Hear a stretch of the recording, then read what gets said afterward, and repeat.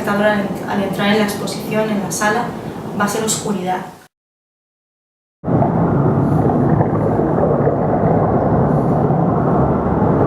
La exposición es una investigación de una travesía en la cual dejamos lo conocido para adentrarnos en lo desconocido.